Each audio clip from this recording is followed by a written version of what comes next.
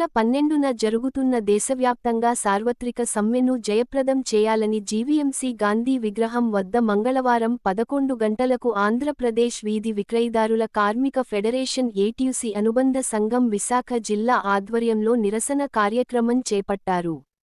ఈ సందర్భంగా వీధి విక్రయదారుల కార్మిక ఫెడరేషన్ రాష్ట్ర ప్రధాన కార్యదర్శి తెడ్డు వెంకటేశ్వరరావు మాట్లాడుతూ ఈ నెల 12న విశాఖలో జరగనున్న అఖిల భారత సార్వత్రిక సమ్మె విజయవంతం చేయాలని, దీనికి ప్రతి ఒక్కరూ స్వచ్ఛందంగా ముందుకు వచ్చి ఈ కార్యక్రమంలో పాల్గొనాలని పిలుపునిచ్చారు.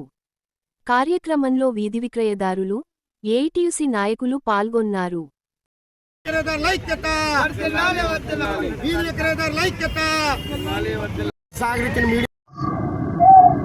తెడ్డి వెంకటేశ్వరరావు, ఆంధ్రప్రదేశ్ వీధి విక్రయదారుల కార్మిక ఫెడరేషన్ ప్రధాన కార్యదర్శిగా బాధ్యత వహిస్తున్నాను.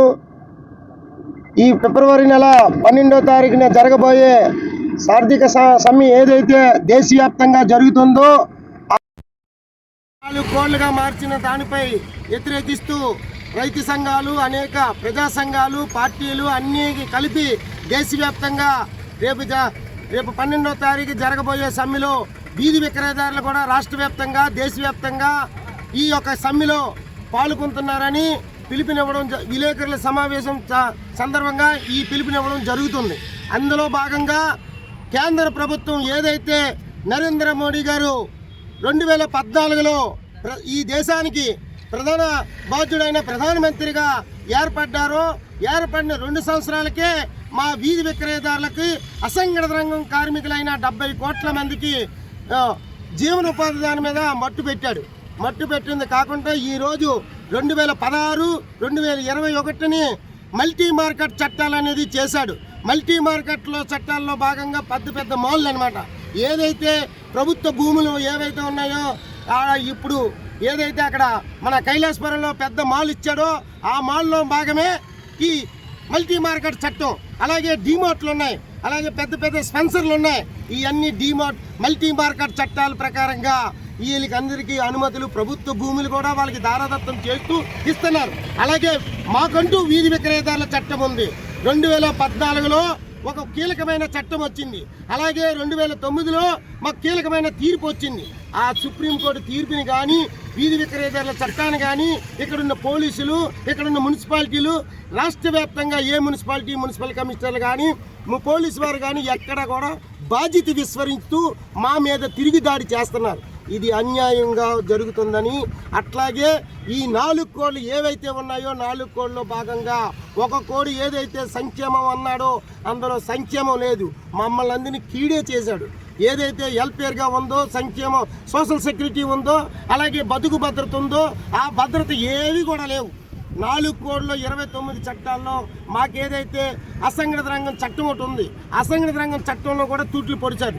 ఆ తూట్లు పొడుస్తూ ఈ ఒక 4 కోడ్లో ఇది కలిపితో భాగంగా ఏదైతే వీధి విక్రయదారుల చట్టం ఉందో ఆ చట్టాన్ని కూడా ఇంప్లిమెంట్ కాకుండా మల్టీ మార్కెట్ చట్టాలు ఇంప్లిమెంట్ కోసమే ఈ కమిషనర్లు, ఇక్కడ ఉన్న పోలీస్ సిబ్బంది కూడా ట్రాఫిక్ లేనిది ట్రాఫిక్ ఉన్నదని చెప్పి మమ్మల్ని తొలగించేస్తున్నారు.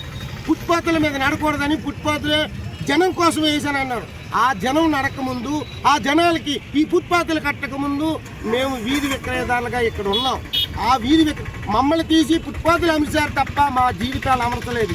ఈనాటి వరకు కూడా చట్టం వచ్చి 13 సంవత్సరాలు అవుతుంది. ఈ 13 సంవత్సరాలు కూడా ఏ ఒక్కటి కూడా ఈ మున్సిపల్ కమిషనర్లు కానీ, పోలీస్ సిబ్బంది కానీ ఏ ఒక్కటి కూడా మా సంక్షేమాన్ని కోరకుండా మా పతనాన్ని కోరిన అధికారులకు, అలాగే ఈ బీజేపీ ప్రభుత్వానికి మూడుతాదని ప్రజల సంక్షేమంలో ఈ కార్మికులు రేపు కథం తొక్కే ఈ 12వ తారీఖున కథం తొక్కిన దానికి మేమందరినీ ఉద్యమాలు రూపుదిద్దుతామని, నిరంతరం బీజేపీ ప్రభుత్వాన్ని, ఇక్కడున్న కూటమి ప్రభుత్వాన్ని కూడా ఎదుర్కోవడానికి సిద్ధంగా ఉన్నామని ఈ వేదికలో దీనిగా డిమాండ్ చేస్తూ రేపు 12వ తారీఖున సరస్వతి పార్క్ నుంచి ఈ గాంధీ బొమ్మ వరకు పాల్గొనే ర్యాలీలో కూడా వీధి విక్రయదారులు పెద్ద ఎత్తున పాల్గొంటారని విన్నపించుకుంటున్నాం.